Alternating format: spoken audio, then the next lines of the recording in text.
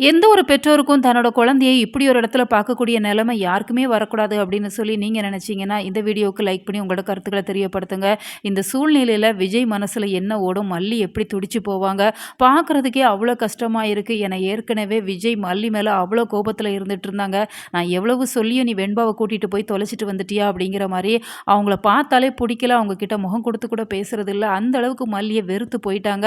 இந்த சூழ்நிலையில இப்படி ஒரு நியூஸ் தேவையா? ஏன் இவங்க 2 பேருக்கு இடையில இவ்ளோ விரிசல கொண்டு வராங்க. இந்த கதைய ஷார்ட்டா முடிச்சிருந்தாங்க அப்படின்னு சொன்னா, அட்லீஸ்ட் விஜய், மல்லி 2 பேருக்கு இடையில இருக்கிற பிரச்சனை ஒரு சில நாட்கள்லயாவது சமாதானத்துக்கு வரதுக்கு வாய்ப்பு இருக்கு. ஏன்னா ஸ்டார்ட்டிங்ல இருந்தே நம்ம விஜய், மல்லி 2 பேரையும் நம்ம பார்த்திருந்துப்போம்.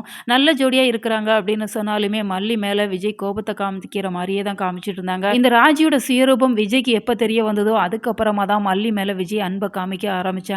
மல்லி மல்லின்னு சொல்லி அவ்ளோ அன்பா இருந்த விஜய், இப்ப திரும்பவும் அதே நிலைமைய கையில எடுத்திருக்கிறாங்க அப்படின்னு பார்க்குறப்ப, ரொம்பவே மனசுக்கு கஷ்டமா தான் இருக்கு. மல்லி எப்போதுமே அழுதுட்டு தான் இருக்கிறாங்க. இந்த சூழ்நிலையில தான் நம்ம வெண்பா குட்டி ஒரு தரமான சம்பவம் செஞ்சிருக்கிறாங்க. இந்த இடத்துல இருந்து தப்பிச்சிரணும் அப்படிங்கிறதால அங்க ஒரு சின்ன தகரம் எடுத்து வச்சிருந்திருப்பாங்க. அது மூலமா அவங்க கையில இருக்கிற அந்த கயிறெல்லாம் கட் பண்ணி வெளியில ஓடி வராங்க. அப்பாடா! ஒரு வழியா நம்ம வெண்பா குட்டி தப்பிச்சுட்டாங்க அப்படின்னு சொல்லி பார்த்தா, இந்த ரவுடிகள் அதெல்லாம் சும்மா விடுவாங்களா? அவங்கள தொரத்திட்டே வராங்க. அந்த சூழ்நிலையில தான் ஒரு கார் வந்து வேகமா நம்ம வெண்பா குட்டிய மோதுற மாரி தான் காமிச்சுட்டு இருக்கிறாங்க. ஆனா வெண்பா அதுல மோதுனாங்களா அப்படின்னு சொன்னா நிச்சயமா இல்ல. அந்த ப்ரொமோவ நீங்க ரிப்பீட் மோட்ல பார்த்துருந்தீங்கனாலே தெரியும். வெண்பா சைட்ல நிக்க தான் செய்றாங்க. அந்த கார் பிரேக் பிடிச்சுட்டாங்க அப்படிங்கிறதால, வெண்பா ரொம்பவே சேஃபா இருப்பாங்க. ஒருவேள அந்த கார்ல வந்தவங்க அவங்கள காப்பாத்தி கூட்டிட்டு போயிருந்திருக்கலாம். அந்த கார பொறுத்தவரைக்கும் ஒரு ஜீப் மாரி தான் இருக்குது அப்படிங்கிறதால, ஒருவேள நம்ம தீபிகாவுக்கு ரொம்பவே நெருக்கமான போலீஸ் யாராச்சும் காப்பாத்தி வச்சிருக்கிறதுக்குமே நெறைய வாய்ப்பு இருக்கு. அதனால வெண்பாவுக்கு எந்த ஒரு ஆபத்தும் இல்ல. அவங்க ரொம்ப ரொம்ப நலமா இருக்கிறாங்க. இருந்தாலுமே இந்த போலீஸ் எல்லாம் பார்த்து பதற வைக்கணும் அப்படிங்கிறதால இப்ப விஜய்க்கு ஒரு கால் பண்றாங்க. உங்க பொண்ணு வயசுல இருக்கிற ஒரு குழந்தையோட பாடி கிடைச்சிருக்குது அப்படின்னு சொல்லி விஜய் கிட்ட சொல்லவுமே, விஜய் இத கேட்டு ஆடி போயிர்றாங்க. மல்லியுமே கண் கலங்குறாங்க.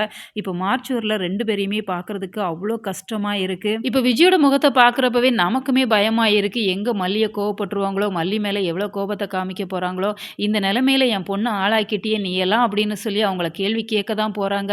மல்லி இதையெல்லாம் தாண்டி இந்த பிரச்சனையில இருந்து எப்படி ஸ்மூத்தா வெளியில வரப்போறாங்க அப்படிங்கிறத தான் அப்கமிங் ஸ்டோரி லைன்ல கொஞ்சம் சேடா தான் காமிக்க இருக்கிறாங்க. இருந்தாலுமே நம்ம வெண்பா குட்டி வந்துட்டாங்க அப்படின்னு சொன்னா அதெல்லாம் சரி பண்ணிருவாங்க. ஸோ வெயிட் பண்ணி பார்க்கலாம். உங்களோட கருத்துக்கள மறக்காம கமெண்ட் பாக்ஸ்ல தெரியப்படுத்துங்க.